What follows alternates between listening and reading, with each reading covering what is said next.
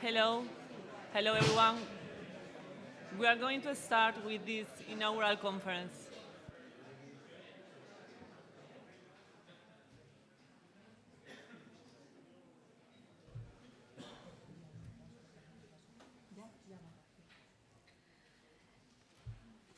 Dear Professor Diarte Blasco, dear colleagues, the President of the University of Alcalá has asked me to excuse his presence at this opening session.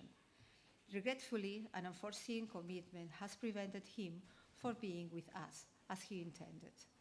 In his name, we warmly welcome you to the University of Alcalá, and we thank you for having chosen our university to organize the Landscape Archaeology Conference 2024. The University of Alcalá is among the best higher education centers in the world, according to the QS Star International Quality Accreditation System, which also gives our institution the highest rating in teaching, internationalization, employability, infrastructure, innovation, and social commitment. In addition, our university belongs to one of the European campuses, the European University Alliance, EULOC. Internationalization is indeed one of the strategic priorities of the university, an aspect that has been reinforced in recent years thanks to measures such as establishing of preferred partners programs and the signing of agreements with some of the best universities in the world. The excellent results obtained in our international rankings also give proof of the efforts made by the University of Alcalá in this aspect. At the University of Alcalá, which is one of the main and oldest Spanish universities, studies related to history, ancient cultures, and civilizations have always occupied a prominent position. And thanks to the hard work of our researchers in prehistory and archaeology, the University of Alcalá is highly valued today at international level. For instance, this ranking places the University of Alcalá among the best universities in the world in the fields of arts and humanities. In addition, our institution has been included into the list of the best universities in the different areas of archaeology. In our university, great figures of Spanish literature and politics have studied and taught since the 16th century. As an homage to them, the University of Alcalá vocation is to preserve humanity's past knowledge as well as to look into its future. I'm convinced that this objective is also what encourages you to study and research in fields such as prehistory and archaeology. We are aware that today archaeology is not an exclusive research field within the humanities. Archaeology has become an international subject that brings together geneticists, anthropologists, biologists, historians, etc. All of them are also brought together by the University of Alcalá, making the ideal place for the development of the studies of your interest. Today, we have here a large group of enthusiastic researchers and students that will certainly contribute to the excellence of prehistory and archaeological topics. For this reason, I am sure that what you are going to present and discuss in the next days will be of enormous importance for the future of your research fields, and especially for the one in Alcalá. I wish to finish by wishing you a successful scientific meeting and desiring you the best in your own research activities. But I would also like to invite you to visit our historical buildings, which were declared World Heritage Site in 1998. We preserve history, and with history, we go into the future of each one of the academic fields included in our institution. Among them, of course, prehistory and archaeology have a central presence. Thank you.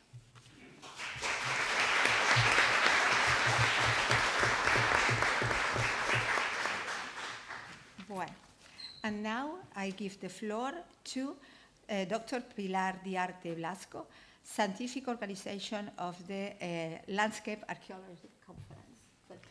Thank you very much, Margarita. Thank you. Welcome to the Landscape Archaeology Conference. We are very happy to see you all here in Alcalá de Henares. As some of you probably remember, LAC2020+1 was based in Madrid, but due to the pandemic, the COVID pandemic, the conference was finally held online. This situation prevented us from being together and celebrating in Spain the most important conference dedicated to landscape archaeology. It is true that the global pandemic circumstances produce enormous changes in communication strategies, both personally and academically, but there is nothing like a face-to-face meeting, discussion, or conference. And for this reason, we decided to propose to the International Association of Landscape Archaeology to celebrate again in Spain this conference after the Romanian edition. And we have finally arrived here under the title Human Challenges in a Context of Changing Landscapes. We have gathered an important collection of studies showing that landscape archaeology is much more than archaeology, encompassing geography, environmental studies, anthropology, history, only to mention some of the potential approaches, but also a combination of techniques and methodologies such as archaeobiology, archaeometry, geoarchaeology, or spatial analysis. And today, in this conference, we are almost 350 participants from almost 40 countries in 5 continents, with more than 300 presentations and 21 posters, which are the substance of this conference. And we are sure that all of them will contribute to enlarge and renew landscape archaeology, which is one of the most dynamic domains in interdisciplinary and transdisciplinary research. This conference would not have been possible without the close collaboration between the Spanish National Research Council and the University of Alcalá. All the work has been piloted from the Department of Archaeology and the Department of Prehistory of the University of Alcalá, as well from the Archaeology Hub from the Spanish National Research Council, which consists in 24 research institutes, 42 research groups, and around 250 people, including not only archaeologists, but also many other profiles that complement a rich environment and large capacities. In this process, we would like also to highlight that it has been very important, the close collaboration and commitment of the Museo Arqueológico Regional and the PALARC Foundation. We all agree that there is still much to do in the research on landscape transformation and its relationship with climate, with environment, and human behavior. In this sense, LAC2024 organizing and scientific committees have ensured that the papers presented meet high academic standards and address relevant and urgent questions. The review carried out by the session chairs and also by committees contributes to the validity and reliability of the findings presented during the Congress. This process is essential to maintain scientific integrity and ensure that the research is rigorous and a state of high quality.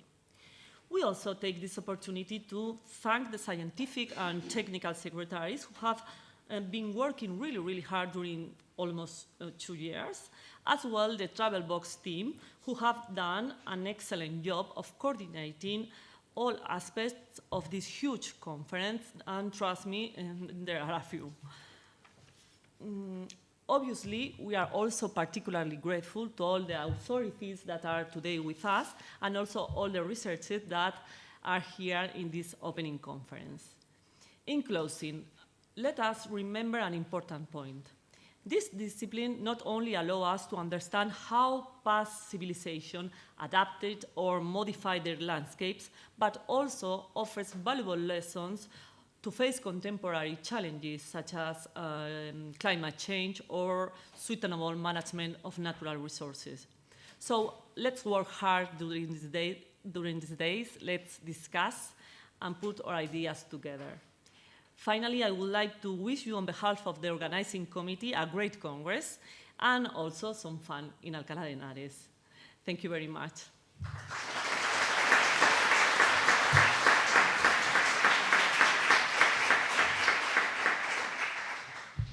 Thank you, Professor Diarte Blasco. Now it's the turn of María Carrillo, Head of Coordination of Museo Arqueológico Regional de Alcalá de Madrid. Thank you. I would like to begin by apologizing for the absence of the director of the Archaeological and Paleontological Museum of the Community of Madrid, Dr. Enrique Baquedano, who has found it impossible to attend this important scientific congress because he is directing an excavation campaign at the sites of Olduvai Gorge in Tanzania, Africa.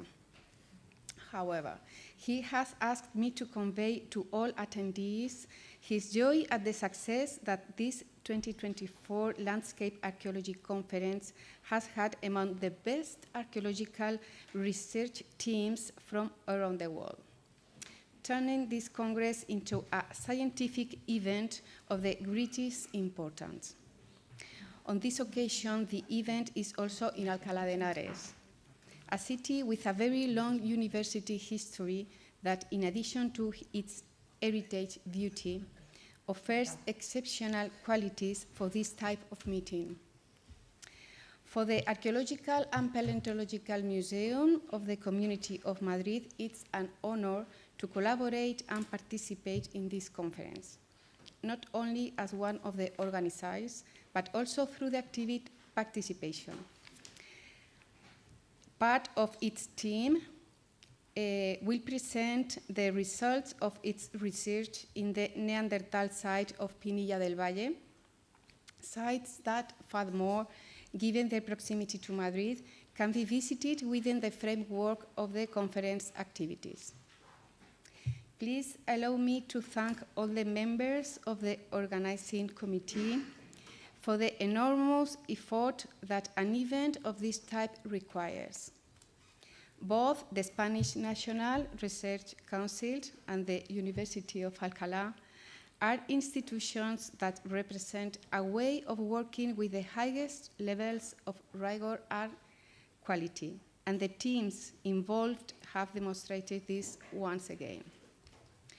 We are sure that these intense days will allow us to advance in our different investigations, because if the pandemic years taught us anything, it was the imperative need of these meetings for the exchange of ideas, projects, and intuitions. To finish, we can only invite you to visit our museum, where you can enjoy a tour of Madrid archaeology and currently the temporary exhibition dedicated to the history of dinosaur research, entitled Dragon Hunters.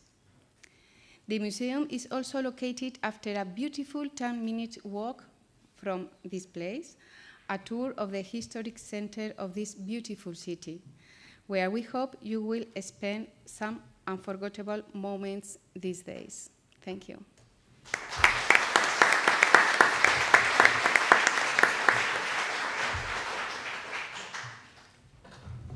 Okay. Sí. Okay. Now is the turn, if I apologize if I don't pronounce the name as the way correct. Sir? Yes. Sir Clipping, President of International Association of Landscape Archaeology. Thank you. Okay, welcome everyone.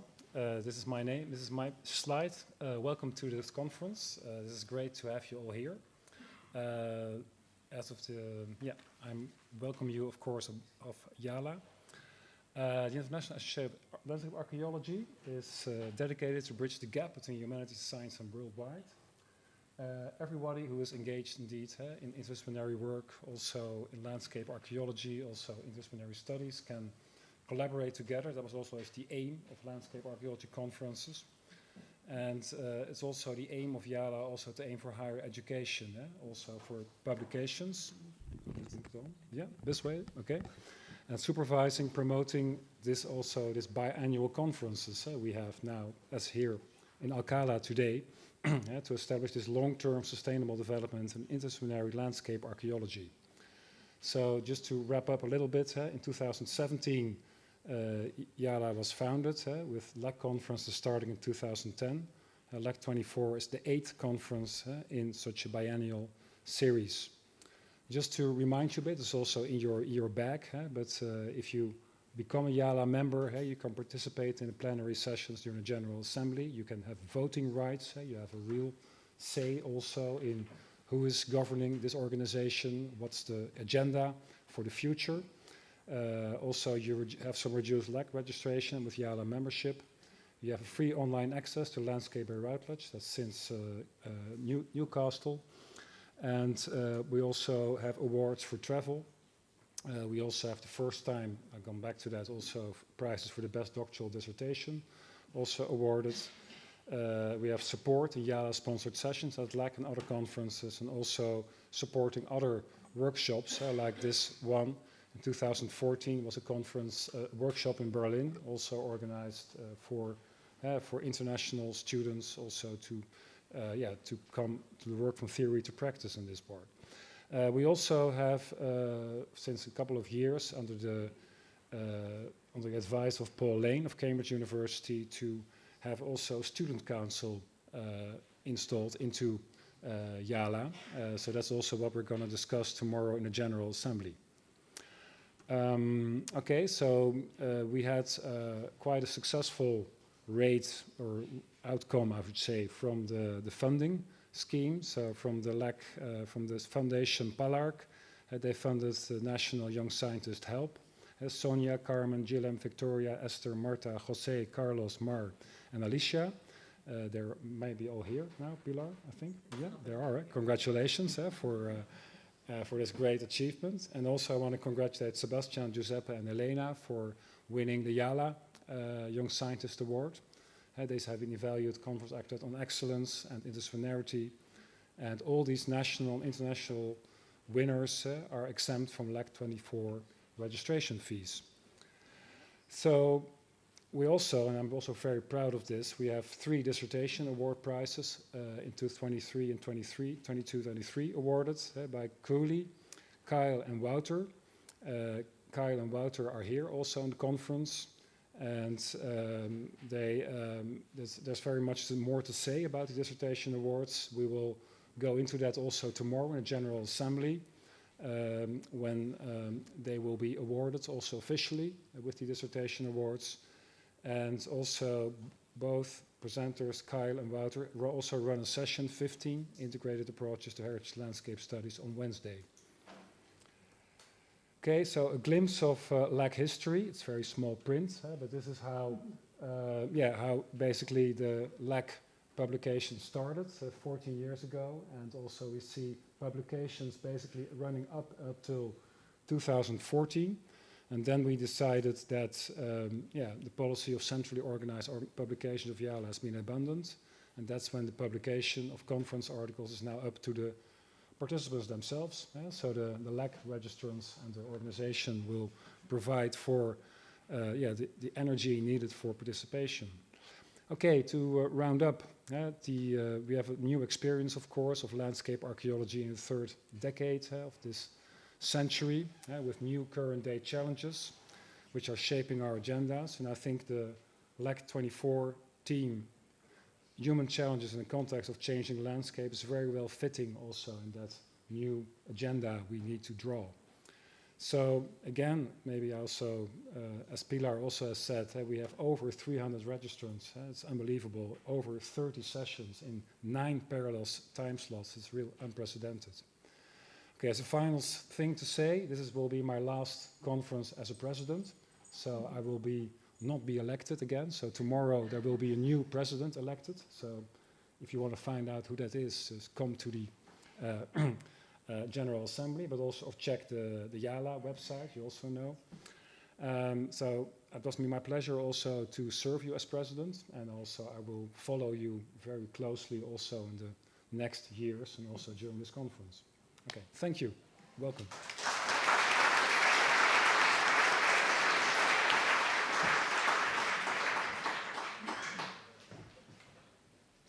And to finish this inauguration, I give the word to Dr. José María Martell, Vice President of Spanish National Research Council. Thank you, dear members of this opening table, dear participants, dear colleagues. It is a great pleasure for me to participate in this opening ceremony of the Landscape Archaeology Conference 2024 on behalf of the Spanish National Research Council. I would like to excuse our president who has not been able to come, and she wishes all of you a fruitful and successful conference. The mission of the CSIC is to promote, coordinate, develop and disseminate scientific and technological multidisciplinary research encompassing three main areas of society, life and matter. The research activity of the CSIC is carried out at 124 research institutes, more than 15,000 employees, among them almost 7,000 art scientists, more than 7,000 art technicians, and 1,500 people are devoted to managing. The CSIC is one of the main archaeological research organizations at international level and has ongoing projects all around the world. Our organization is currently leading 4 ERC projects in this area, which amounts to 6 if we add another 2 that have been completed already. Our research in areas such as human origins in Africa, the neolithization of the Near East, the archaeological study of cognition, archaeobiology, archaeometallurgy, the archaeology of the contemporary past, and landscape archaeology, the subject of this Congress, are widely recognized worldwide. We are one of the main European organizations in this Congress of the European Association of Archaeologists, and we made more than 60 contributions in the last edition held in Belfast. The leadership of our organization is also evident at the national level in terms of resources, publications of journals and collections of monographs, participation in evaluation agencies of training of scientific and technical staff. One of our archaeologists, Felipe Criado, was recently awarded the Ramón Menéndez Pidal National Prize for Research in the Humanities in the last edition. Aware of these capabilities in the CSIC, we have been making a clear commitment in the recent years to strengthen this scientific field. Archaeology is one of the 5 pilot hubs created by our organization in mid-2021. The Archaeology Hub brings together 280 people from 47 research groups belonging to 25 CSIC institutes and plays an important role in the coordination and cohesion of all this activity. Our organization also has its own support program for archaeological interventions projects abroad, which, with a budget of 155,000 euros, and currently provides funds for 14 actions in Europe, Asia, Africa, and America. In some countries, such as Djibouti or Somaliland, the CSIC is the only Spanish presence. In others, such as Egypt or Tanzania, we are present in exceptional sites in the history of mankind, such as Luxor and Old Dhabi. The results of these programs will be presented next week on Thursday, June 20th, at the National Archaeological Museum. 3 years ago, the CSIC hosted LAC2020+1. It was one of the first experiences of a large virtual Congress.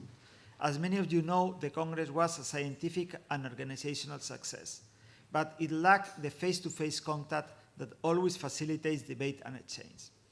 Now we have the opportunity to co-organize a new edition with the presence of more than 300 researchers from more than 25 countries. We would like to thank the IALA and the entire LAC community for once again placing their trust in the CSIC. This Congress brings together some of the essential pillars of the CSIC: the internationalization of research, the interdisciplinarity, and the collaboration with university. Landscape archaeology, a scientific field in which CSIC researchers are leaders, provides an opportunity to reinforce these 3 main aspects. The joint organization with the University of Alcalá proves the liveliness of relations between CSIC teams and universities, generating new knowledge and ways of transmitting it. LAC is an international meeting point for researchers. Some of them are already veterans in these meetings, and a good number of young researchers. Last, the program shows the fluid coexistence of different disciplines that converge in the diachronic study of landscape. I would like to finish these words by thanking again the authorities in this opening table, all the organizers for making this event possible, and all those that have supported the meeting, and finally, the participants, to whom I wish a fruitful conference and a nice stay in this gorgeous city. Without further ado, let me introduce our speakers for this afternoon session.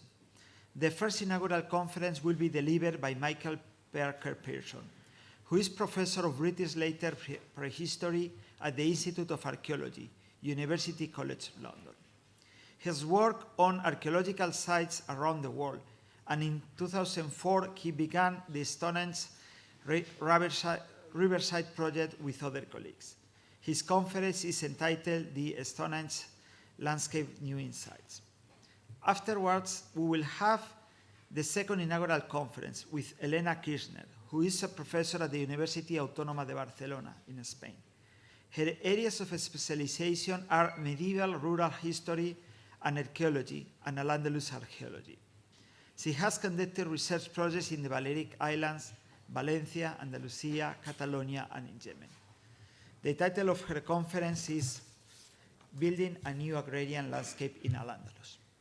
And then we will finish with the seminar Funding Landscape Archaeology Research at the ERC, presented by Pedro Díaz del Río, who has a permanent position as scientific researcher at the Instituto de Historia of the Spanish National Research Council.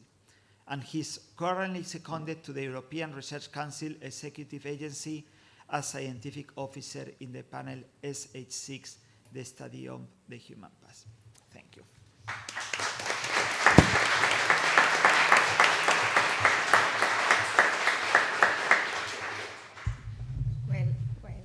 Thank you all of the participants in this inauguration. And now is the time to begin the academic sessions.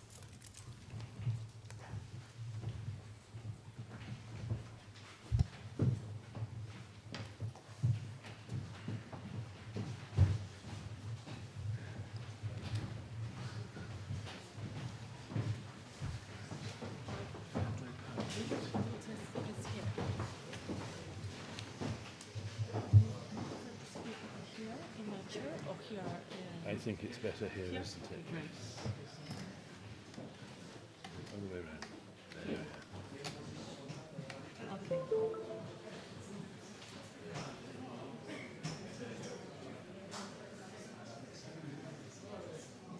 Okay, so, hang on. Right. 20, oops, it's all upside down.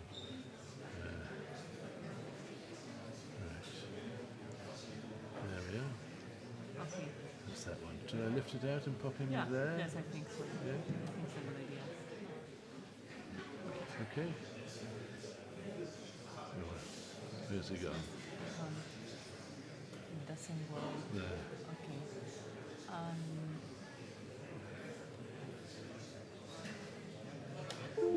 There we go.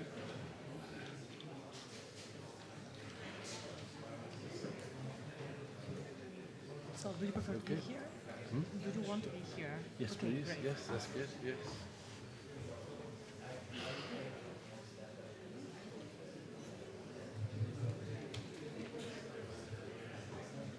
Okay, so there we go. Was there some water, perhaps? This is mine, but if you want, you can have it. I can go for a glass for you. No worries. I can try to find a glass. Thank you. And I'll start straight away. Good afternoon and welcome. I'm going to be talking about Stonehenge in prehistory, but as you all know, it is facing the greatest change to its landscape in the last 10,000 years, and that is the construction of a two-lane highway destroying an area of about 20 hectares, most of which are within the existing World Heritage Site. The idea is that some of that road will go under a tunnel beneath Stonehenge, but unfortunately the approach roads to that tunnel will cause a great deal of damage. The situation now is that the British government are pushing forward with it, but UNESCO are not happy with the scheme, nor are many conservation bodies. and there is now a potential change of government in Britain who may be interested in saving the 3 billion euros that this project is now estimated to cost. So some of us are keeping our fingers crossed that this ridiculous scheme may not go ahead.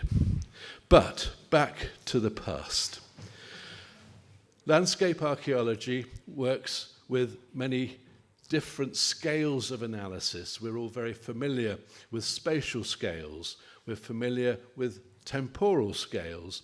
And we also work with differing scales of territory, whether we might be studying a core area, a boundary, or a no man's land. We may also be, what have I written here? Yes. We may also look at scales of movement, whether people are making relatively small and transhuman movements across the landscape or entire migrations. And we may look at population in terms of scale, whether we have long-term continuity in the populations in a landscape or greater or lesser degrees of population replacement. And then there are scales of activity, from the dispersed and the solitary to the nuclear and the aggregated.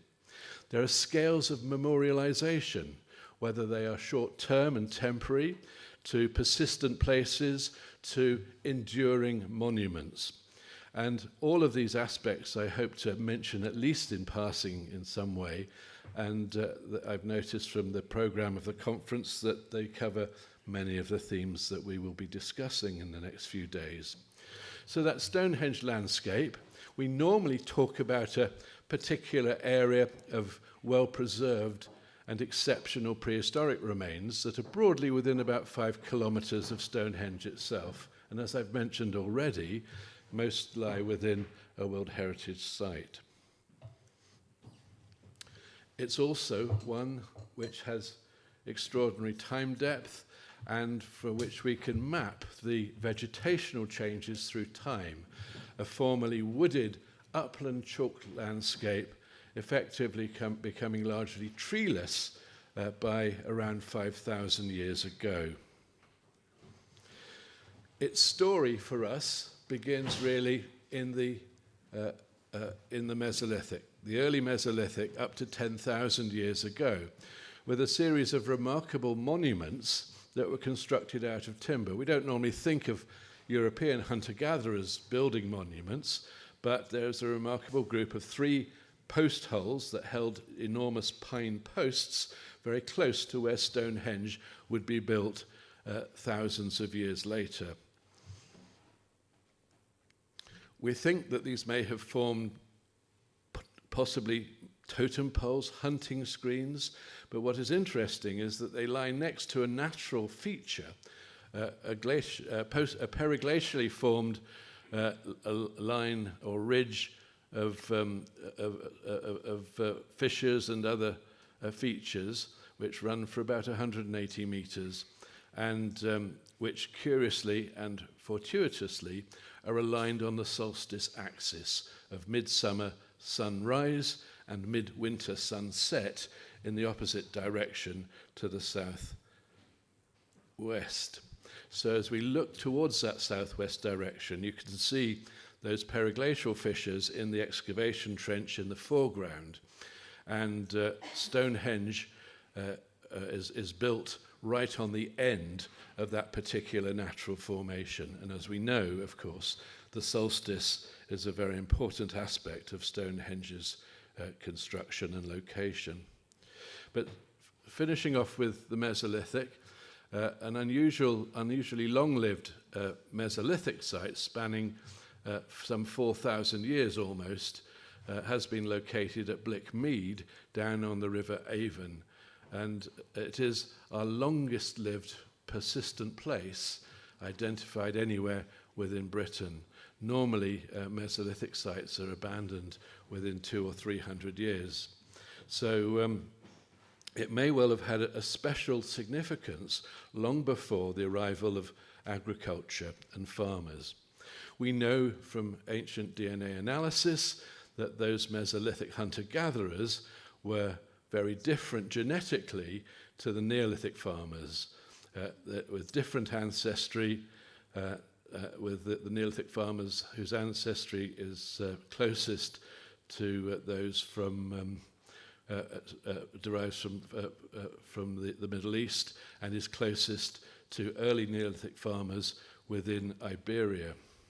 So it raises interesting questions about the possibility of some degree of continuity. Was this a special place despite the total population replacement of these Western hunter-gatherers by European farmers? And then those early Neolithic farmers, they colonize not just Salisbury Plain, which we're looking at here in plan, and construct monuments in the form of burial mounds, what we call long barrows. But it's interesting that even at this stage, before 3400 BC, that there's an unusual concentration in the area that would become Stonehenge. And Stonehenge is located beneath that red line, which is the line of the Cursus monument within Stonehenge. So it's already a special location, and we know it's a place where large numbers of people gathered, because just before 3700 BC, a large feast was held, and the remnants of that feast were buried in a pit, which we refer to as the Coneybury anomaly. And from the quantities of meat yield, which from the freshness of the bones must have been consumed in a single sitting, I would estimate that over 1,000 people could have been fed at that event. So it's already somewhere that is attracting people in very large numbers. Probably not for an archaeology conference, but you never know. And then the setting for that particular site, the Coneybury anomaly, is actually on a boundary between different ceramic styles, and it appears that it may well have continued as a boundary for over 1,000 years, because by the time of the late Neolithic, we see that that particular line north to south is occupied by a series of large ceremonial monuments, of which Stonehenge is one, Avebury is another, henges and stone circles that basically reach from the Thames Valley to the English Channel. So it may be that this is a boundary zone phenomenon, quite possibly placed in what we might consider a no man's land, an area where territories from different sides can actually come together for particular episodes of gathering and feasting. Stonehenge itself goes through 5 stages of construction from 3000 BC to 1600. So I've marked the period of Stonehenge here in red, effectively from the end of our Stone Age to the beginning of our Bronze Age. You'll see that we have a Copper Age, but it is pathetically small and short compared to the Iberian Copper Age, a mere 300 years. We'll start with the first stage of Stonehenge, built in the decades after 3000 BC, before 2920, and its form at that point is of an earthen enclosure, a henge, with a bank and an external ditch, and a ring of pits called the Aubrey Holes. And from our excavations of one of those Aubrey holes, we believe that it held these holes held standing stones. Unusually, they appear to be the stones that came from over 280 kilometres away, what we call the Blue Stones from West Wales. And from the beginning, it was a burial ground, a cemetery for cremated remains, but also for disarticulated human remains, with the possibility that bodies were being exposed within Stonehenge, as well as cremations being brought there to be buried. Many of them in and against the stones in the Aubrey holes, but also in other parts of the site. And from the numbers that have been excavated, if we were to estimate the total, should Stonehenge ever be excavated in its entirety, we're looking at well over 100 people buried there, which makes it easily the biggest cemetery in Britain in the 3rd millennium BC. Strontium isotope analysis of some of those cremated remains reveals that up to 40% of them had lived beyond the Wessex chalklands on which Stonehenge is situated. And interestingly, 3 of them have isotopic values which are consistent with having lived in the area of West Wales where those blue stones came from. Another monument that forms part of this complex at that time, with Stonehenge Stage 1, we located down by the River Avon. We called it Blue Stonehenge because although the standing stones that stood here were removed in the early Bronze Age, we know that from the shape of the holes and the imprints left in the bases of them, that these 2 were those Welsh blue stones. So with the 56 from Stonehenge, another 25 or so, we're looking at about 80 of those stones brought that extraordinary distance of 280 kilometres. So from this map you can see the distance from Stonehenge to those bluestone quarries. They're relatively small, they're all less than 4 tonnes, so they're nowhere near the very large sarsen stones which form the sarsen circle and the 5 trilithons within the centre of Stonehenge. So I think the important point here is realising that at this point our landscape of Stonehenge has now expanded massively. We also know, thanks to recent work with our geologists, that the altar stone laid recumbent within the centre of Stonehenge comes from far to the north, an even greater distance than the bluestone quarries, and we are awaiting an announcement from our geologists as to exactly how far to the north in Britain, and I suspect the results are going to be surprising. Looking at the bluestone's origins in Wales, we've excavated 2 of the megalith quarries, and our geologists have also identified a series of others. What we now suspect is that there was an organising centre at a place called Crosswell, which I'll be returning to excavate in September. Stage 2 for Stonehenge is really when it took on the form that we recognise it today, with that huge facade, that circle of sarsens with their lintels, and the 5 trilithons inside, the bluestones in stage 2 being repositioned in amongst them, somewhere around 2500 BC. And we know, again, thanks to recent work in the last 3 years, that the sarsens themselves, the vast majority, come from 24 kilometres to the north. A considerable distance, which particularly bearing in mind the sheer size of these stones, that some of them go up to 30 tonnes and more. So Stonehenge is special. It is unique amongst the 900 stone circles of Britain and Ireland. Not only is it the only one with lintels raised on top of uprights, the only one where the stones are dressed, tens of thousands of hammerstones used to do that. And as I've just explained, it's the only one built of stones brought from far away. And I think this third point is really important, because I think this really gives us the key insight into the purpose of Stonehenge, incorporating different parts of the island of Britain into a single unified and conjoined structure, that it's a monument of unification.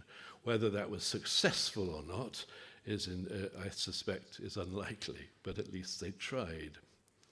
So our second stage of Stonehenge, also we see a reorganization of the landscape in which we have 2 halves of the same complex, Stonehenge and Blue Stonehenge on the one, and then the timber monuments upstream at Woodhenge and Durrington Walls. And I've been developing the hypothesis ever since, before 2004, that these may have formed a domain of the ancestors at Stonehenge and a domain of the living at Darrington Walls and Stonehenge, and Woodhenge. That settlement at Darrington Walls, which was later covered and destroyed by the construction of a large henge around its perimeter, covered an area of about 17 hectares, and it appears to have been a settlement inhabited for a very short period of time. In radiocarbon years, it's less than 45 years, but our suspicion from the replasterings of the floors of the different houses that we may be looking at no more than a decade. And with the dates the same as Stonehenge Stage 2, my suspicion is that this is where the builders lived when they were constructing Stonehenge. And then around 2470, the construction of the Henge ditch and bank after the village was abandoned.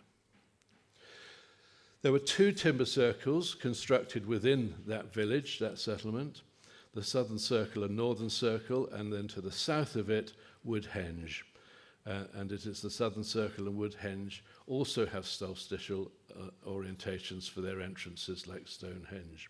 And then the whole complex, as the village was abandoned, the construction of an enormous timber circle, 440 meters in diameter, rapidly taken down before the Henge ditch was constructed on the same circuit.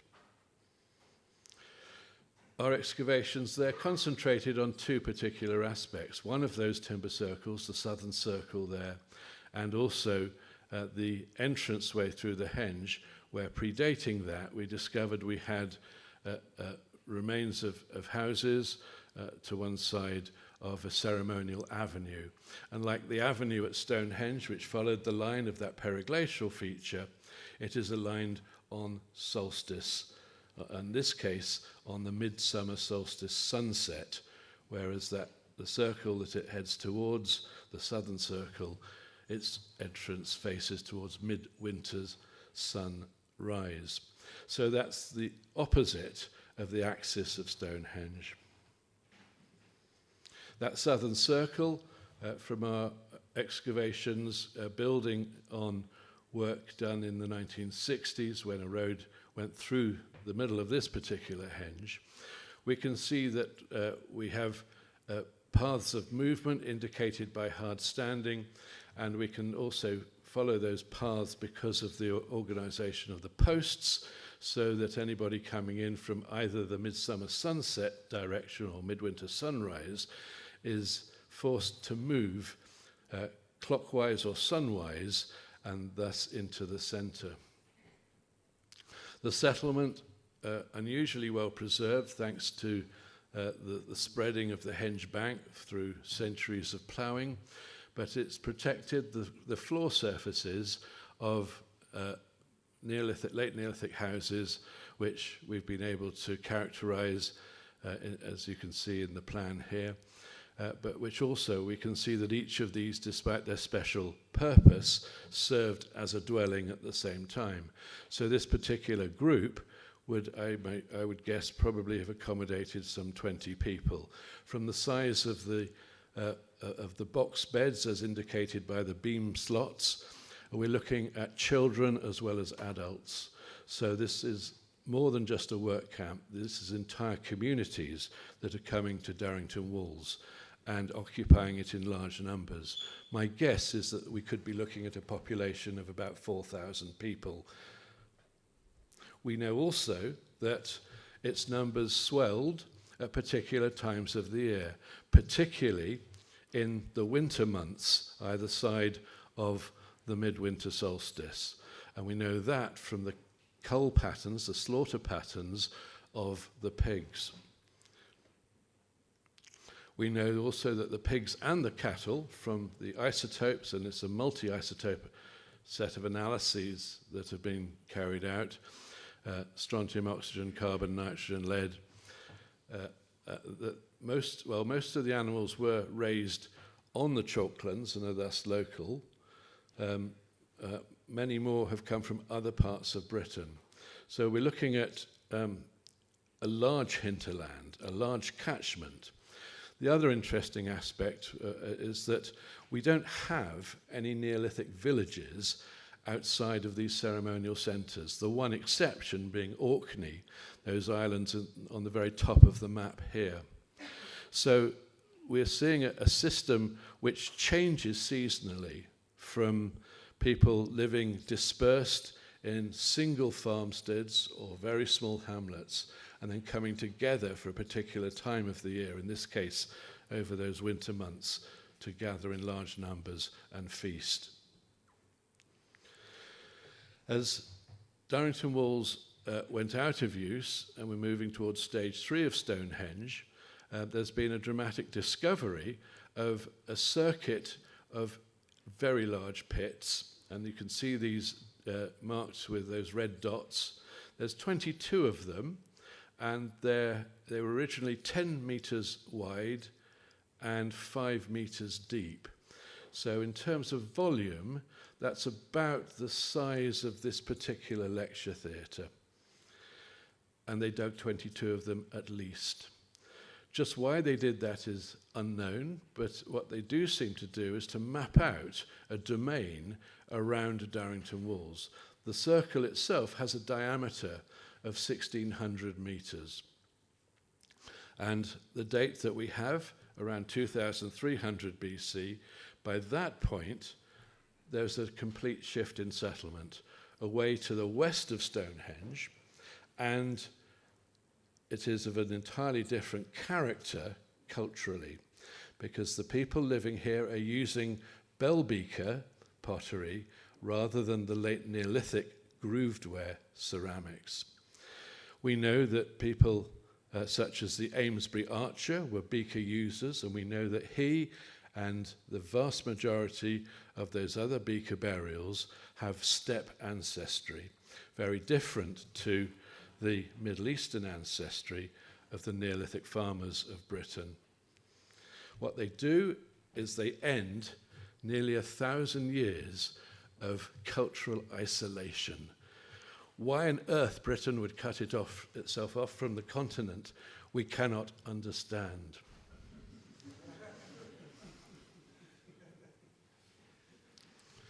We know from the DNA, as I said, that those bell beaker users are part of a pan-European phenomenon which ultimately has its ancestry back in the Pontic steppe of what is now Ukraine and Western Russia. In that bell beaker period, what we call Stonehenge Stage 3, we see some subtle changes in emphasis in terms of sunrise orientations. A large pit was dug against the base of the Great Trilithon, the trilithon that framed the view towards mid-winter sunset, and instead a new entrance was opened up towards mid-winter sunrise to the southeast. And it's interesting that the distribution of beaker pottery from the interior of Stonehenge and from the ditch is exclusively towards the east, within this range of sunrise from midwinter to midsummer. At the same time, the landscape around it becomes increasingly a cemetery with the tumuli, the round barrows that fill not just the Stonehenge landscape, but large areas of the chalklands of southern England. So that's the Stonehenge landscape, and you can see that it is the densest of those, with over 700 such round barrows built in the beaker period and in the early Bronze Age. Now, I think I've probably had my half an hour, so to finish off, what I think we're looking at is that the first stage of Stonehenge, bringing together the stones from two monument complexes, so from the Preseli Hills, the Blue Stones, the 80 of them brought all the way to Stonehenge, and is this actually uniting two very different territorial groups. Why one puts megalithic stones in one's luggage may be hard for the modern mind to understand, but I think it tells us how important these were as emblematic icons of identity, ancestral symbols that were required to basically replant the people moving from the West, would be my suspicion, and to find a place that may have been considered not just as a liminal zone, but as an axis mundi, a centre of the earth, an axis of the earth, as marked out in the ground by the periglacial feature. And then stage 2 of Stonehenge, about 500 years later. What is interesting is the timing, because it appears that it is actually in a contact period with those Bell Beaker using populations, that we can see various adoptions of Bell Beaker style before the earliest beaker burials are carried out within Britain. And it may be that that basically forces a legitimation crisis. Was unity under threat from the arrival of these new people? And is that why Stonehenge attempts this remarkable symbolism of unification? People and their ancestors, the land and the sky, the earth and the cosmos. Anyway, all of this has been possible with the work of so many teams, not just our own Stonehenge Riverside Project team, not just all the archaeological scientists, the geologists, the astronomers, the chemists, but there are other teams involved, teams from commercial archaeology like Wessex Archaeology, and many other research groups, such as the Stonehenge Hidden Landscapes group. I could reel them all off for you, but just to name the main ones. And I think the great thing is that when I started all of this in 2003, 2004, I thought maybe we had a 5-year project on our hands, and we're not done yet. Thank you very much for listening.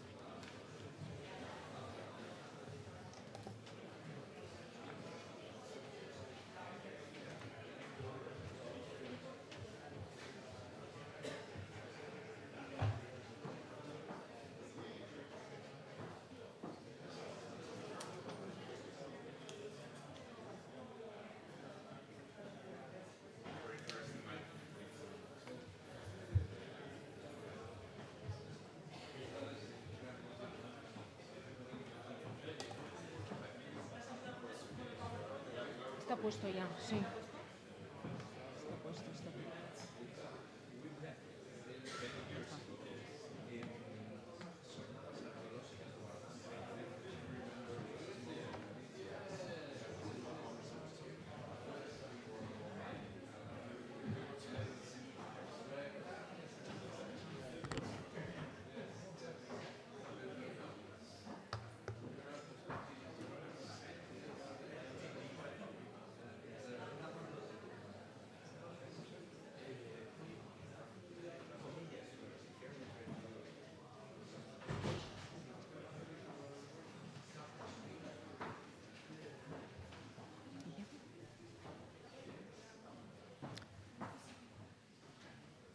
Good afternoon. First, I would like to thank the organization of the Landscape Archaeology Conference in the University of Alcalá de Henares for inviting me to give this lecture.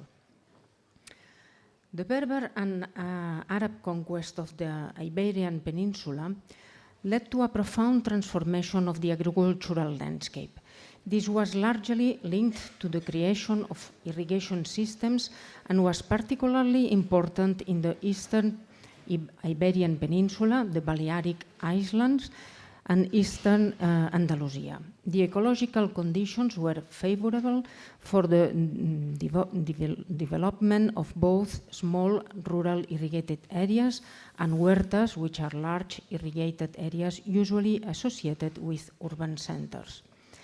Much of the research conducted on irrigated areas in Al-Andalus owes a lot to the work of several pioneering authors like Thomas Glick's research on the Huerta of Valencia brought to light the existence of management techniques not controlled by the state, but rather local communities.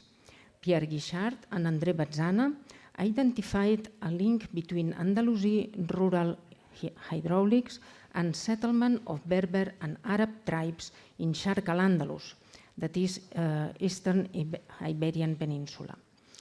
Their proposal was based on the studies of Pierre Guichard, who identified the migration of Arab and Berber groups to the Iberian Peninsula and described the tribal organization of the Andalusi society. Miquel Barceló's identification of rural peasant hydraulics challenged both the association of the new agriculture with the state and the supposed Roman origin of the huertas of the eastern Iberian Peninsula. The initial attempts to study Andalusi hydraulics and irrigation were soon deeply influenced by Andrew Watson, who, by the way, died in last April. For Watson, the introduction of new plants, some of them of tropical origin, into the Mediterranean agricultural cycle through irrigation made it possible to achieve greater crop diversification. This diversification and intensification brought greater and more substantial benefits, which in turn led to population growth and enhanced urbanization. Finally, the existence of a strong centralized state would lead to the creation of a culturally homogeneous world, that of Dar al-Islam, which would become the medium for the circulation of ideas, products, plants, and agricultural techniques. The role of elites as agents of diffusion would have therefore been essential, according to Watson. However, this view relies on the information provided by written documentation, which in turn is heavily biased by the perspective of the state. According to Watson, it was the combination of these processes that produced an agricultural revolution. This revolution cannot be understood as an abrupt change, but as a complex process that would gradually shape a new agriculture integrated into a new network of exchanges that would no longer resemble pre-Islamic agriculture. In addition to the research carried out by Andrew Watson, it is worth noting the research done by other authors, also based mainly on Andalusi agronomic treatises, but also thanks to the information that can be obtained from the documentation generated after the feudal conquests. A huge work, which is impossible to resume here, of compilation of species mentioned in agronomic works has been done. It is worth highlighting the collection Ciencias de la Naturaleza en Al-Ándalus and more recently the volumes on agricultural and forest flora of Al-Ándalus, just to cite a few relevant references and letting aside a lot of others. Although Watson has been criticized and some of the 18 plants he studied may have been known and cultivated before the Islamic expansion, at least in the Middle East, archaeology has not yet explored this question in sufficient depth. Successful results in this field depend on good preservation conditions. Therefore, the botanical macro-remains usually obtained by flotation or the sieving of sediments are not necessarily representatives of the entire set of crops cultivated, but rather only those that have been well preserved by carbonization, mineralization, or exceptionally in waterlogged conditions. Under these conditions, the remains that are best preserved are those of cereals, legumes, and some stone fruits. Bioarchaeological techniques have been occasionally applied to Andalusi sites. Archaeobotanical research on Andalusi sites is being enhanced in recent years. Leonor Penacho Carro and others compiled in 2019 the information available from 83 sites dated from Roman to medieval times. Only 19 were Islamic sites, and the data comprises a total of more than 1,300 samples, and only 230 are from Andalusi sites. Although these findings are not representatives of the plant diffusion from the 8th century onwards, some trends were identified. The available archaeobotanical data point to a long continuum of plant use, especially of cereals, grapes, and olives, and with only few new introductions. Holt, barley, and naked wheats dominate all of Iberia's regions and periods, including the Islamic sites, although differing from region to region. Fruit crops like peach, plum, and vegetables such as cucumber were present since Roman times, and Morus nigra in turn first appears in late antiquity. Among fruits, apricots, quince, medlar, and citrus appear for the first time in Andalusi sites. The finding of watermelon seeds in Ibiza was not recorded in this paper.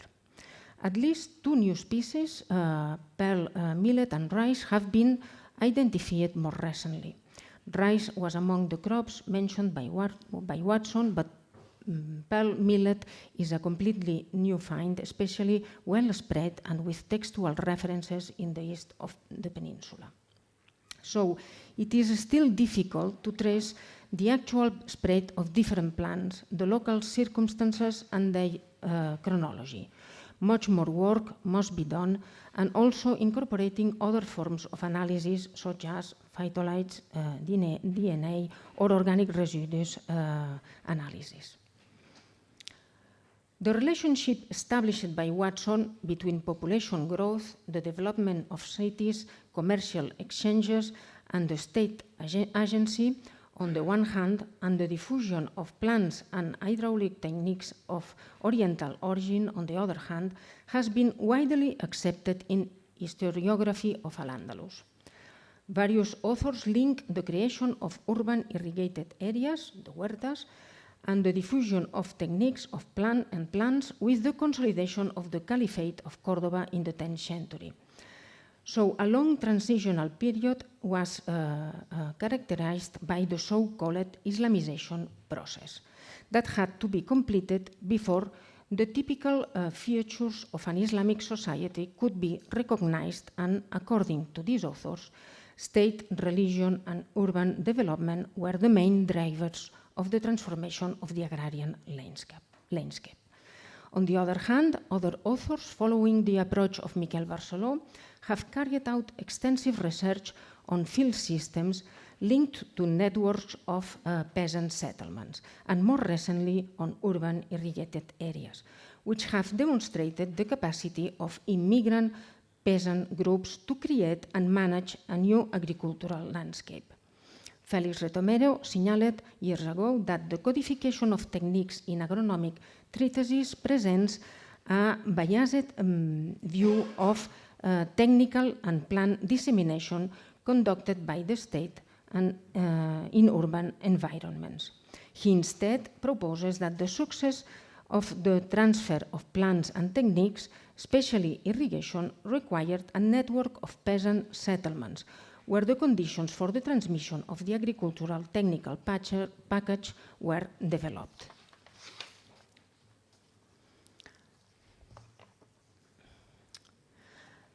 A large research on these field systems has been done in the last 30 years by researchers from different universities, but especially the University Autónoma of Barcelona, the University of Valencia, the University of Granada, and recently also the University of Alicante. Although it is indeed difficult to obtain absolute dates for the moment of the construction of these cultivated areas, the Arab and Berber migration that accompanied the Islamic conquest provides a plausible context.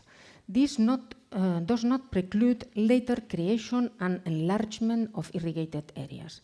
Most of the chronologies rely on the association between the toponymy, the archaeological sites, and the irrigated areas, as well as the references in written records that usually only establish a terminus ante quem. This procedure is not as precise as would be desirable, but it has been and still is the best primary way to establish chronologies of the field systems. In any case, this type of study is essential to addressing the new dating techniques such as OSL dating applied to soil, which is increasingly being tested in fields and terraces.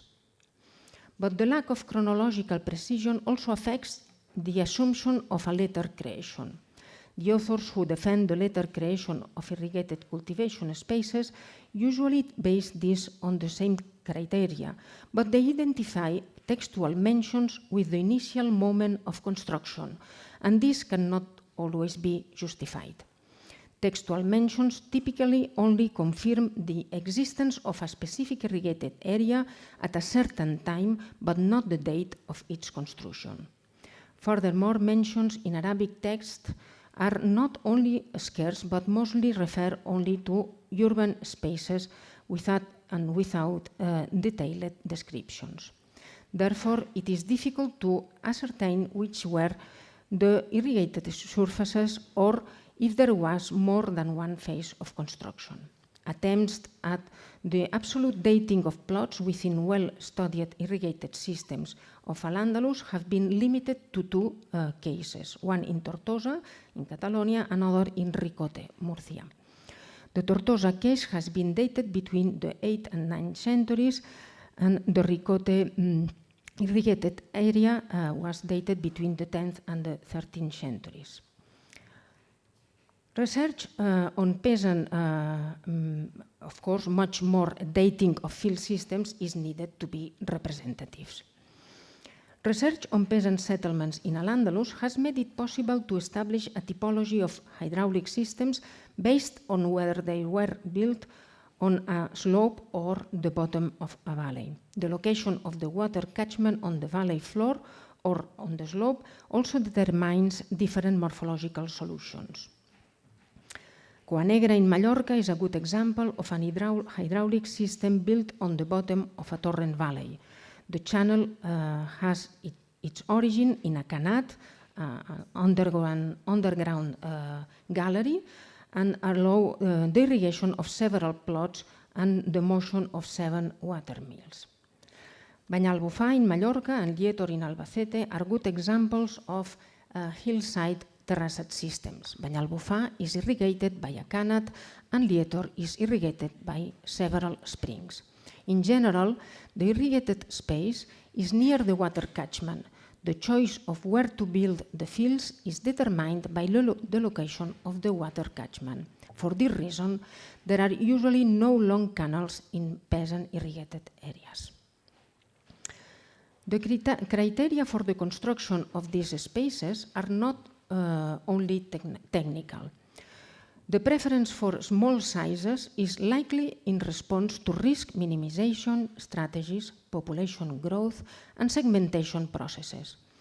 The average size of the rural irrigated areas studied until now is around 1 hectare or 1.2 hectares.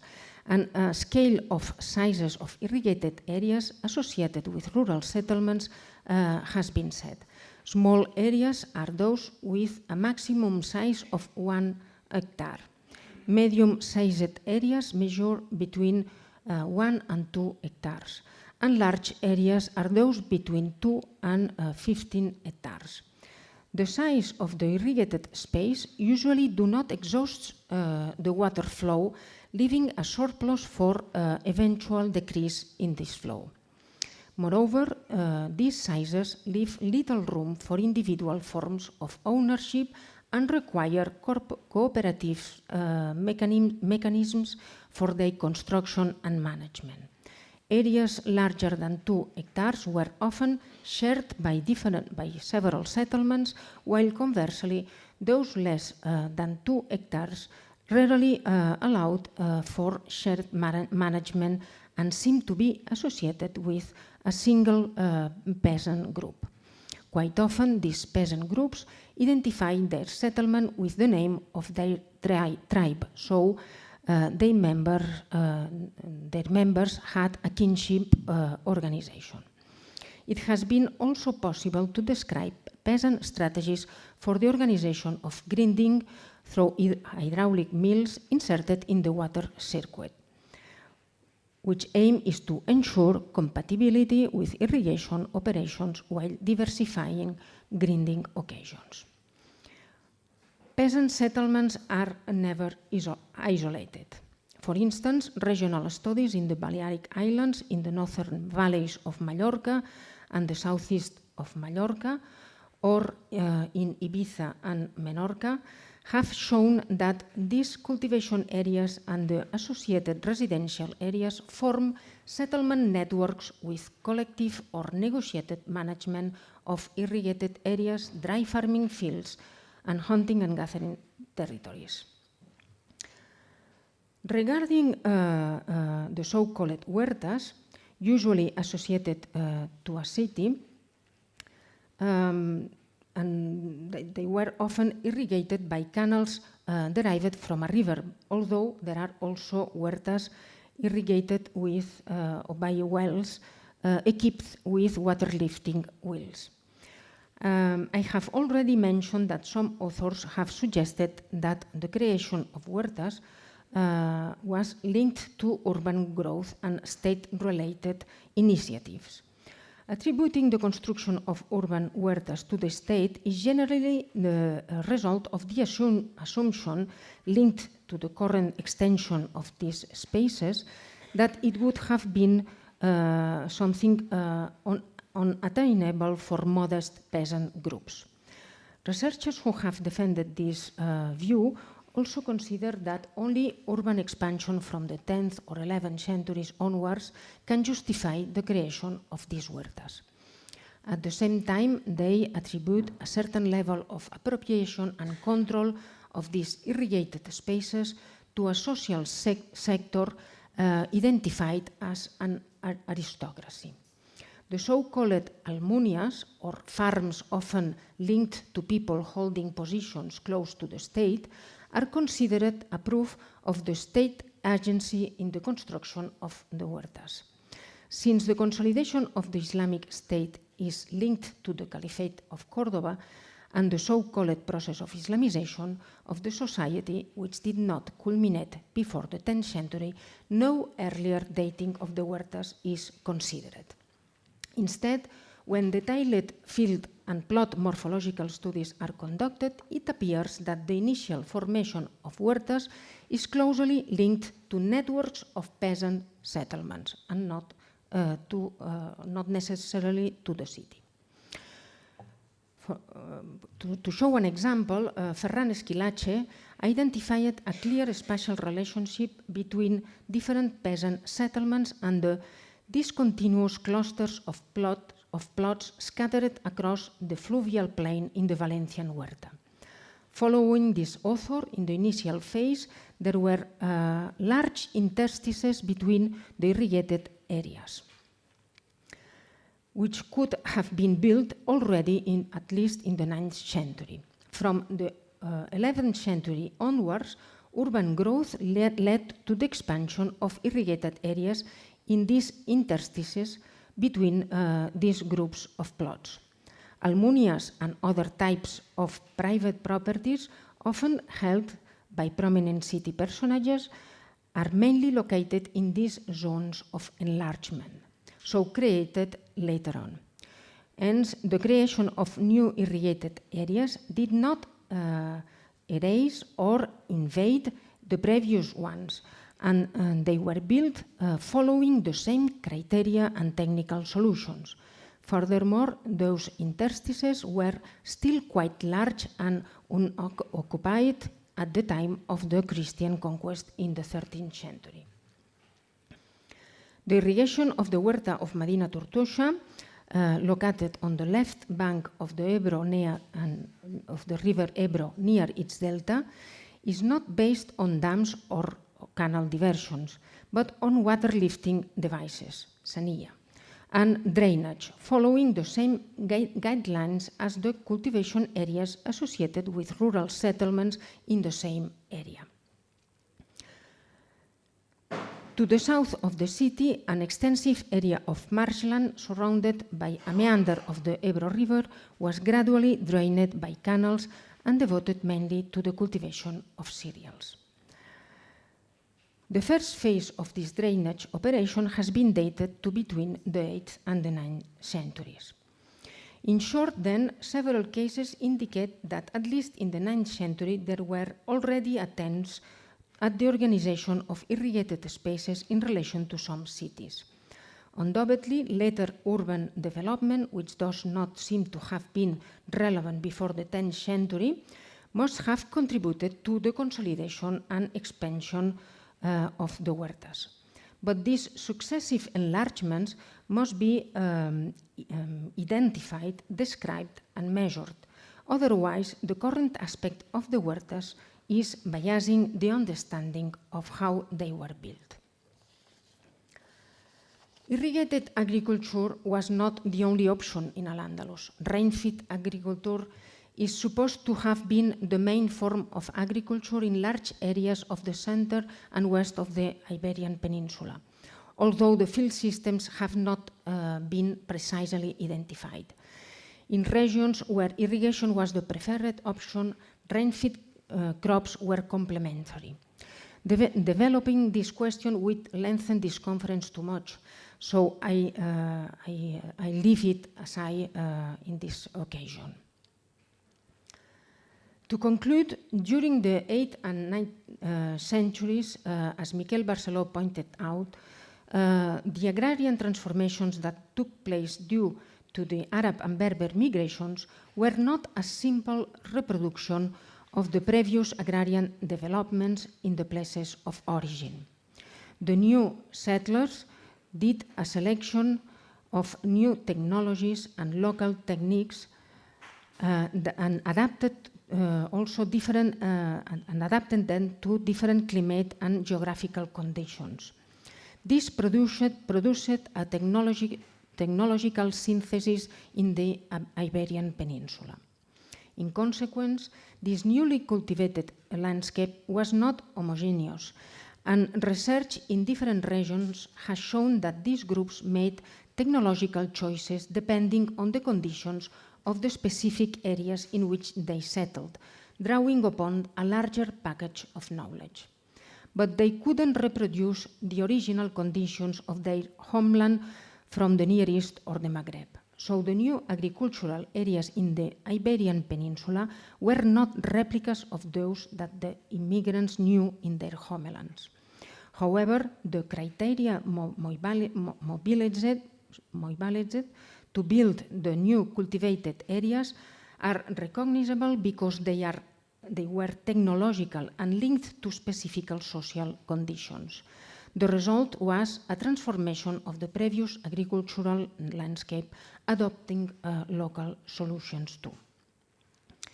This explains the variety of technological solutions and combinations.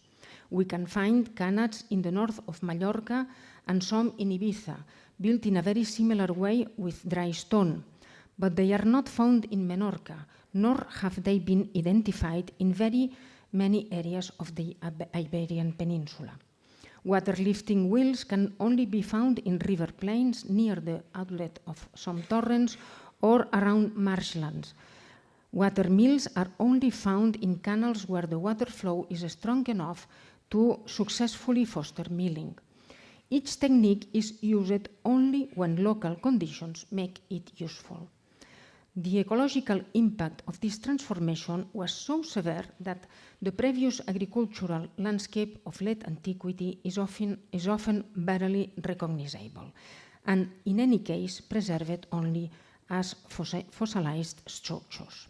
Moreover, the subsequent Christian conquest from the 12th to the 15th centuries produced a new population migration and colonization of the agrarian landscape that the conquerors found.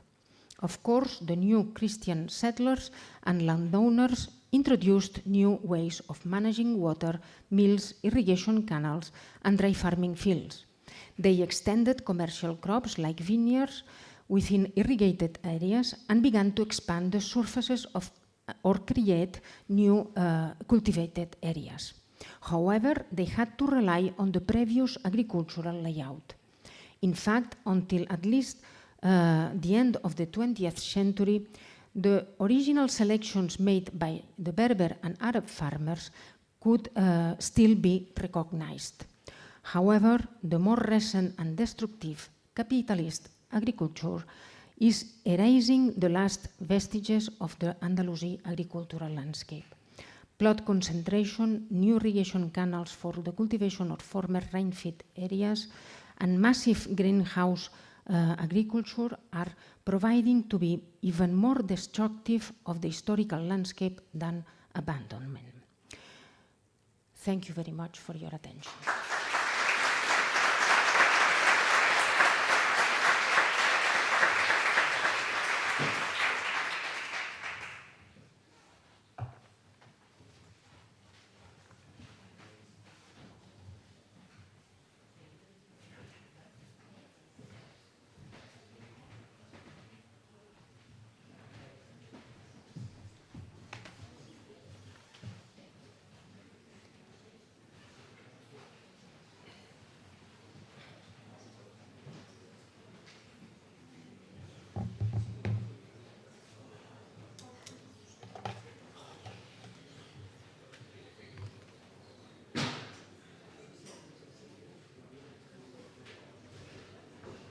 So mine is promising to be the most boring of all presentations, but it's where the money is. So I suggest you stay.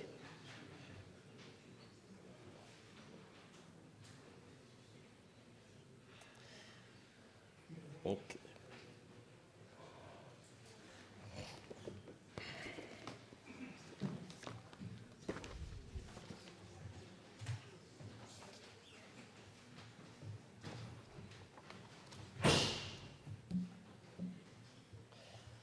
Okay, so thank you very much for staying. I would like to begin by extending our thanks to the organizing committee of the Landscape Archaeological Conference on behalf of Maria Lepting, that's the president of the ESC, and of its scientific council. I would also like to personally thank the organizing committee for the opportunity to participate in this opening ceremony. It's not often that scientific meetings give a prominent place to a subject such as financing science.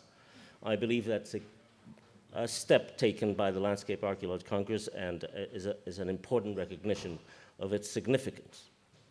So indeed, the European Research Council, as one of the leading funding institutions in Europe, is dedicated to promoting the highest quality research across the whole scientific fields. And we believe that funding science is more crucial than ever in the current state of European scenario. In an era marked by rapid technological advancements, global challenges, and growing complexity, scientific research is fundamental in addressing the most pressing issues of our time, from climate change and environmental degradation to the digital revolution, social inequality, and global justice. So I will structure my presentation in 3 blocks. In the first, I will give a short presentation of what's the ESC and a general overview of the grant scheme. I will avoid being too technical. I believe that all the information to applicants is available online, but if you have any doubts, I'll be around and available throughout the meeting. So this short presentation will be followed by an overview of the archaeology at the ESC, in which I believe it will be of interest, as it's actually data that has never ever been presented before. And finally, if I have time, I will close with some few ESC-funded landscape archaeology projects that may act as an example, but that's if I make it there. So let's begin by what the ESC is. The European Research Council is a leading public funding organization of cutting-edge research in Europe, established by the European Union in 2007. And it aims to support the highest quality projects across all fields of science and scholarship, enabling researchers to pursue their most ambitious ideas and drive innovation across the continent. The European Research Council is an essential component of Horizon Europe. This is the European Union's flagship research and innovation framework program. In Horizon Europe, the ESC operates under the pillar called Excellent Science, which aims to strengthen the European scientific base and ensure its global competitiveness. The budget allocated to the ESC and Horizon Europe is 16.6 billion for the 7-year program, representing approximately 20% of all Horizon Europe budget. So as you can see in this slide, the ESC budget has increased throughout the 3 framework programs, and we hope that it will continue to do so in FP10, that's the still unnamed framework program that's coming. So you're all well aware that this will in many ways depend on the outcome of yesterday's European elections. So we'll see what happens. So the Scientific Council is the primary governing body of the ESC. It consists of 22 distinguished scientists and scholars appointed by the European Commission on the basis of their scientific achievements and expertise in different fields. It's an independent body that operates on the basis of scientific excellence, ensuring that the funding decisions are made solely based on the quality of the research proposals and the scientific merits of the applicant. It is it's independent from political influence, and it is not bound by geographical or national quotas. So the primary aim of the ESC is to support excellent frontier research, encouraging a culture of curiosity-driven science and fostering scientific excellence in Europe. By funding high-risk or high-reward projects, the ESC seeks to promote scientific breakthroughs that have the potential to transform our understanding of the world and drive societal progress. To achieve the objective, the ESC supports pioneering proposals, allowing research to pursue the most innovative ideas without being constrained to predefined priorities. So the approach known as bottom-up funding helps to ensure that the most creative and groundbreaking research is supported regardless of its field or discipline. So the ESC offers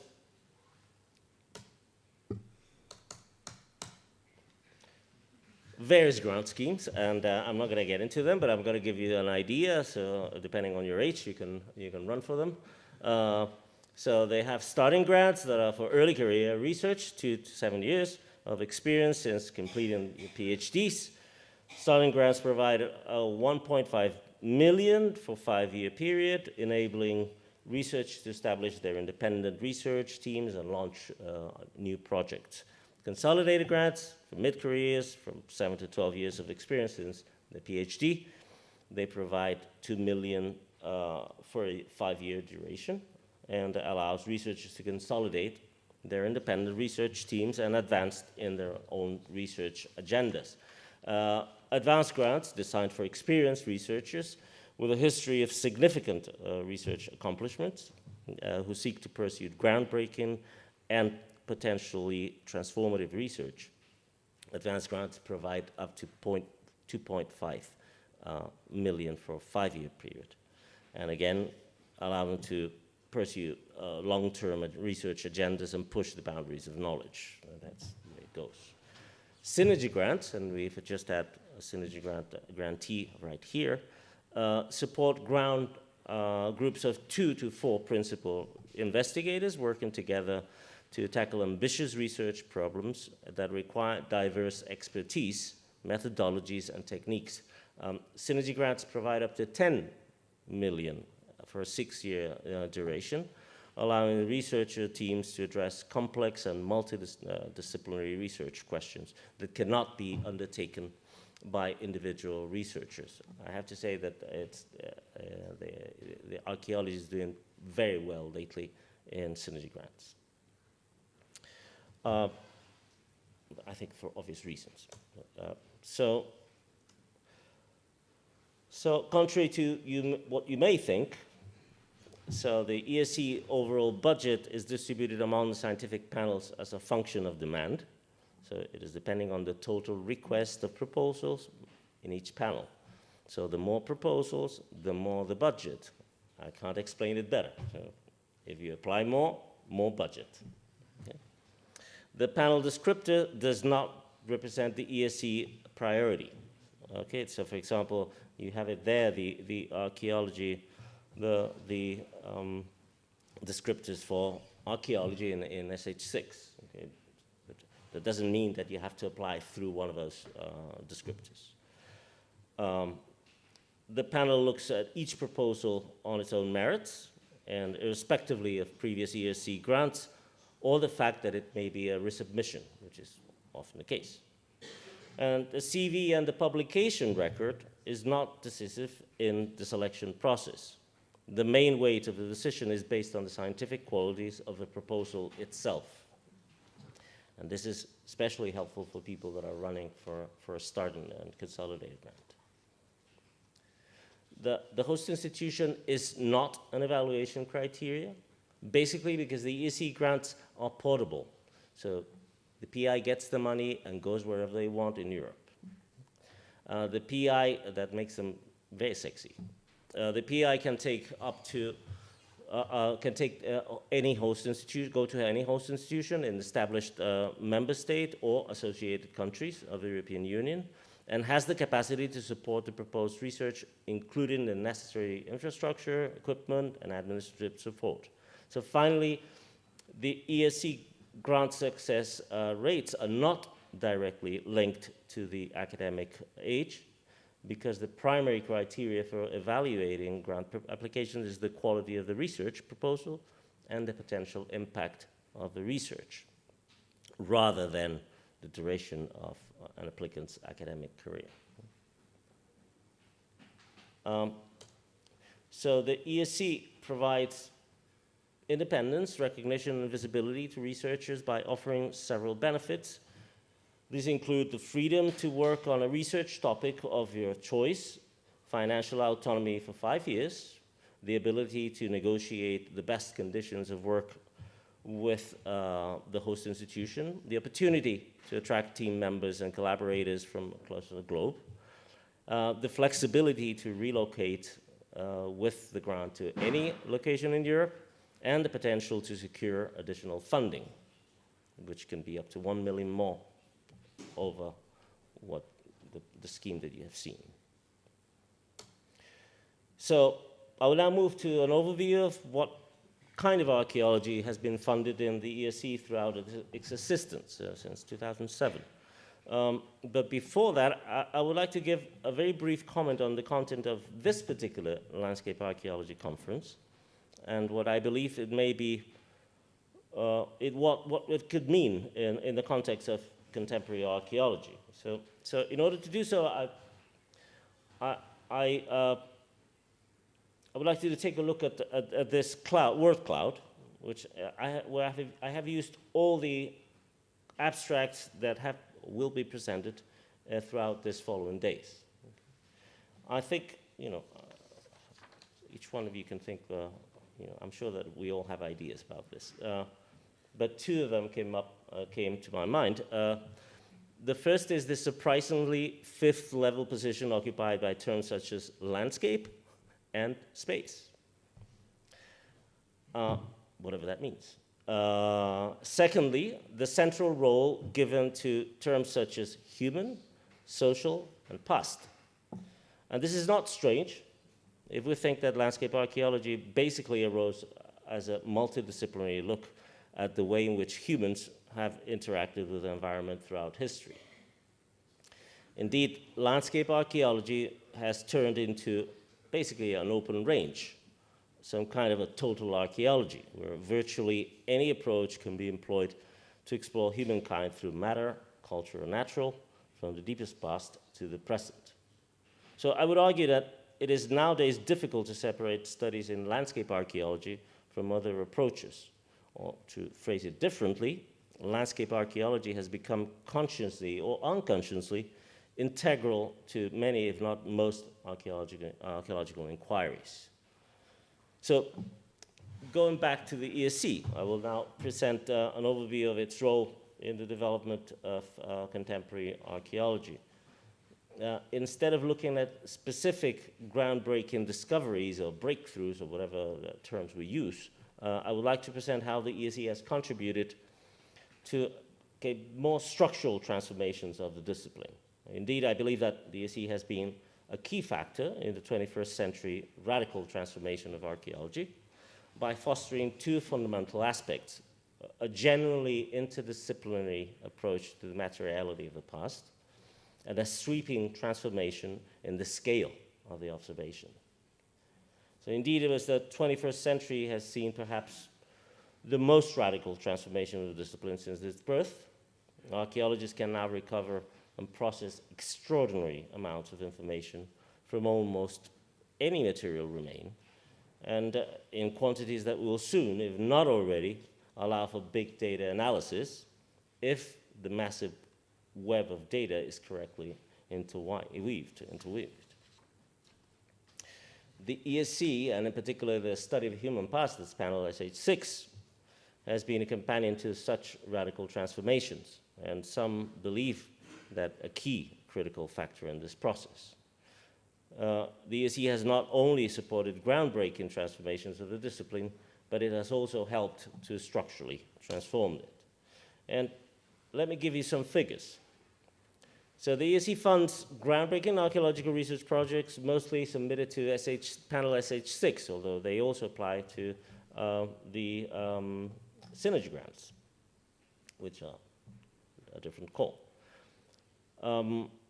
There's an increasing presence of archaeology in synergy grants. This panel 6, SH6, has 6 out of 14 descriptors strictly dedicated to archaeology. The panel is history and archaeology, and the rest are history. That includes an overlapping ancient and medieval history. So, in the period 2007 to 2022, the ESC has funded 219 archaeological projects, over 40% of the total funded projects for panel SH6. So together with synergy grants, the total ESC budget invested in archaeology is over 512 million euros. It's not bad. So let's pay attention to the distribution by country. So this graphic represents all three domains: physical science, engineering, and life science. Archaeology comes next, but this is the next slide. So just what I want you to look at this first. Germany has altogether has been altogether the primary beneficiary, followed closely by the United Kingdom. Nevertheless, the European Research Council tries to unleash the potential of countries that lag behind through initiatives such as the Visiting Fellowship Program, mentoring initiatives, and a substantial collaboration with their national agencies. So let's move to archaeology. So when we look at exclusively archaeology, it's obvious that the UK appears, not surprisingly, as the main beneficiary. As in many other disciplines, the excellency of many UK host institutions attracts PIs from all over the world. And in the specific case of archaeology, the UK has been, together with the US, the leading country in archaeological theory, methods, and practice for decades. Success on balance is indeed considerable.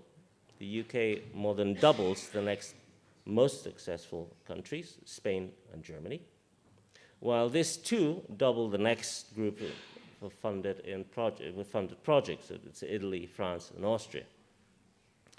It should be mentioned that Germany and Spain have frequently the highest number of applications. So in some way, the success is a function of their insistence. On the other hand, the impact of Brexit seems to have reduced UK projects' success rate, as you see in that little graphic there on your right. But we should not underestimate their comeback now that they rejoined again Horizon Europe. So we will see in the following years. So when taking into account gender, female PIs represent 45% of those successful in all calls. Although male applicants are slightly more successful, there are at least 3 years where a female obtains more grants. There was 2015, 16, and 21. Some say that archaeology has been increasingly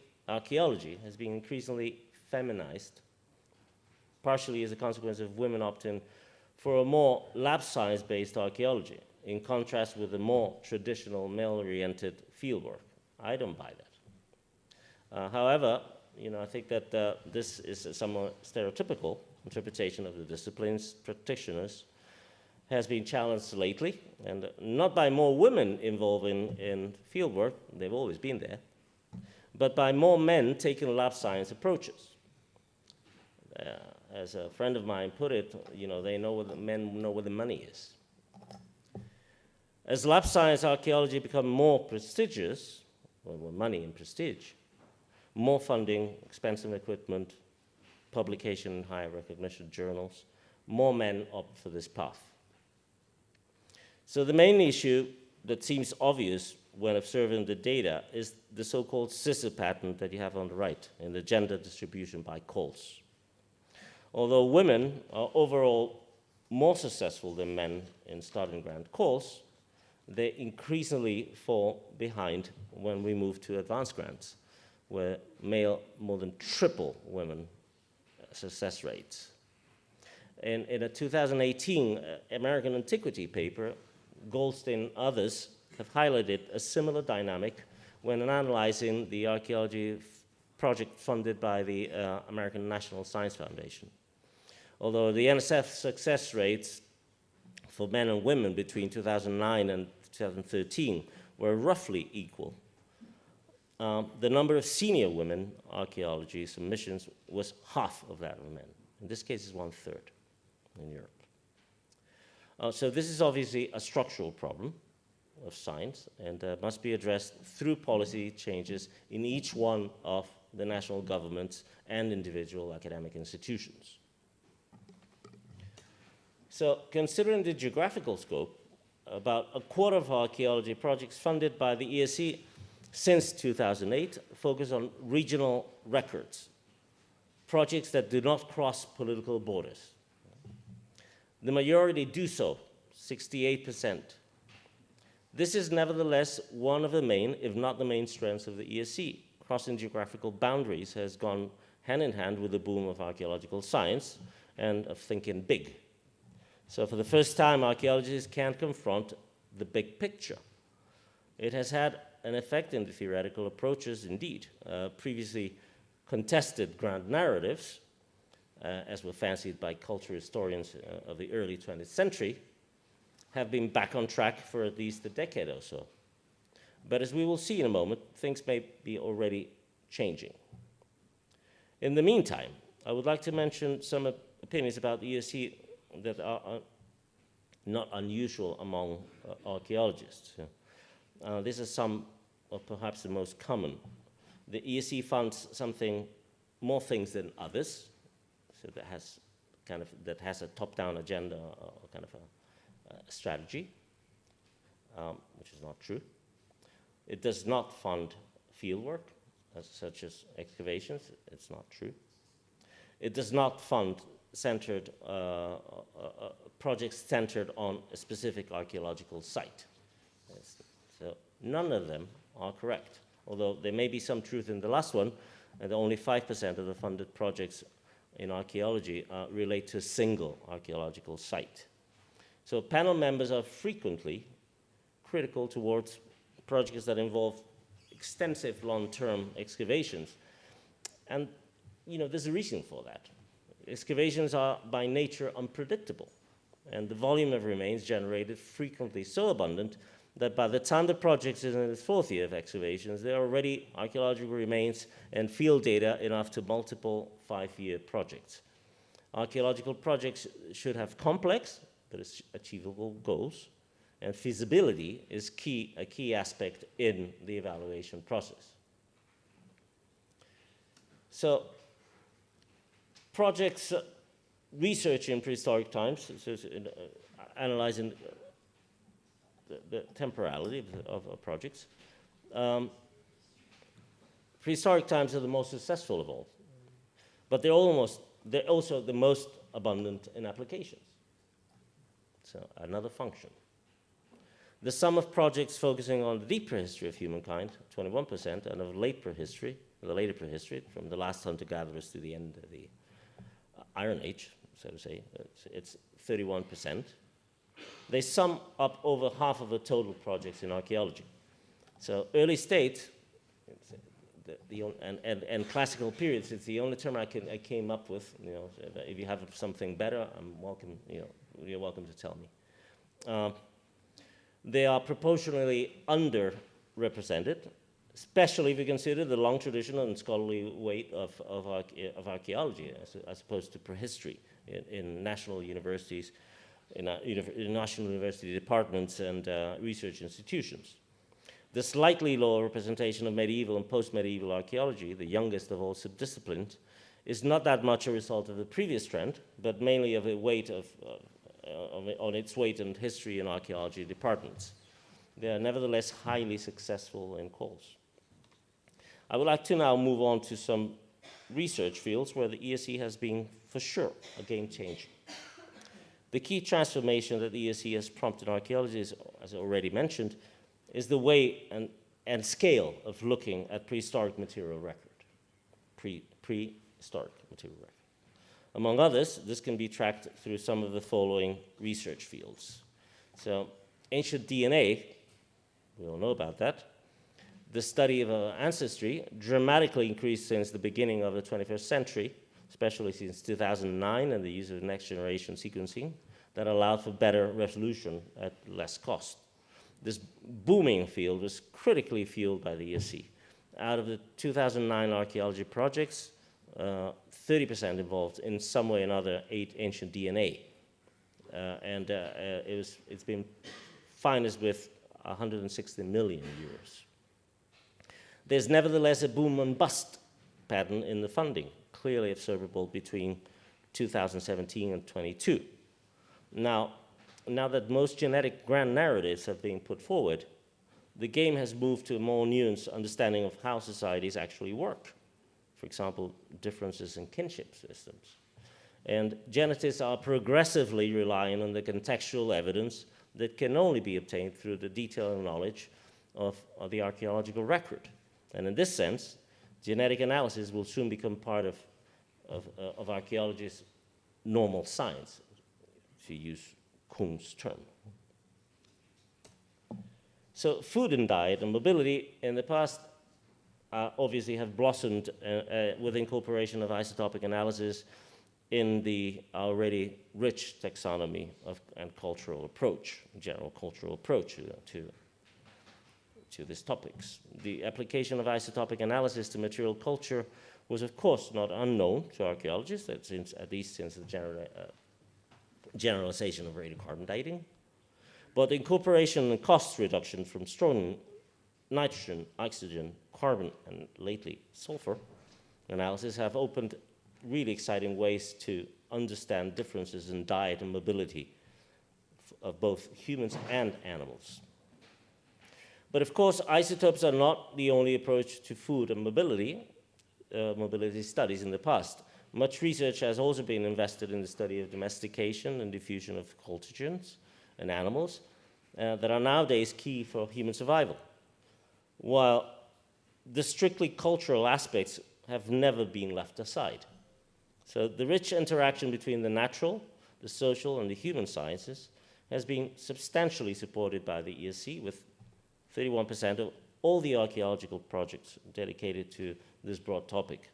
And it has been funded with over 176 million euros. And finally, archaeology provides, as you well know, an invaluable window into the history of our past environment, allowing us to explore and understand various aspects such as climate change, transformation and resilience of traditional landscapes, sustainable agriculture, and herding practices. Out of the complete portfolio of projects funded by the ESC, approximately 42% of them deal with climate, environment, and ecology, amounted to 239 million euros. This topic likely stands as the primary focus of archaeological research funded by the European Research Council.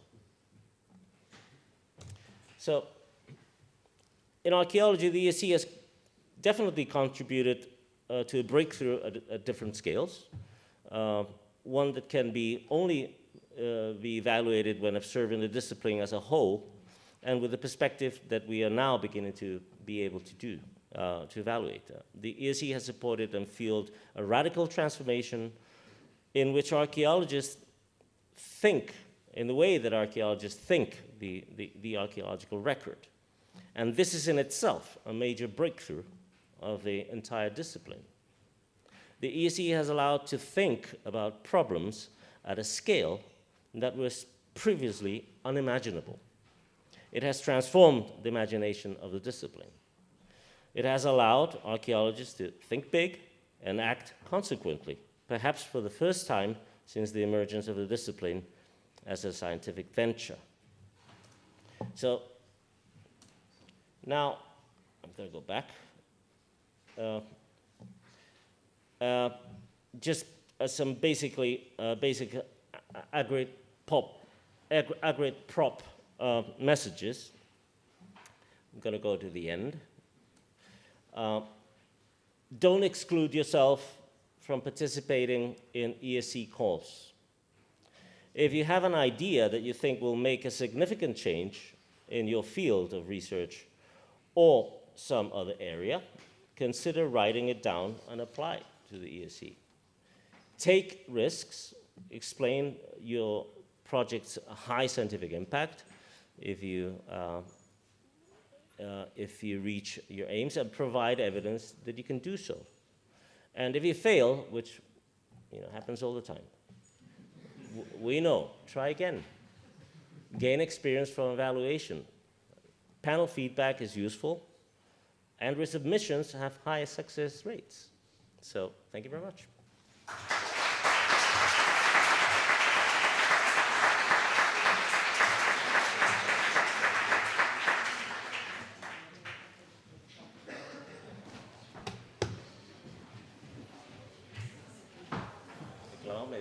Fenomenal.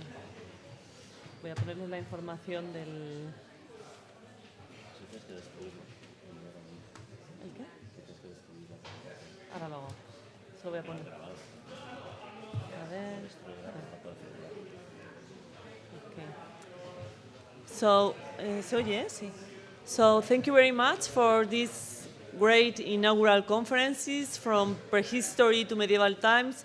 And from the ERC seminar, it was really interesting for us, I guess. And we are going to have the welcome reception in a few minutes in the next courtyard, okay? So around 7 o'clock, I think. now it's 6:30, so you need to wait 30 minutes, and we'll start with the wine and fun, okay?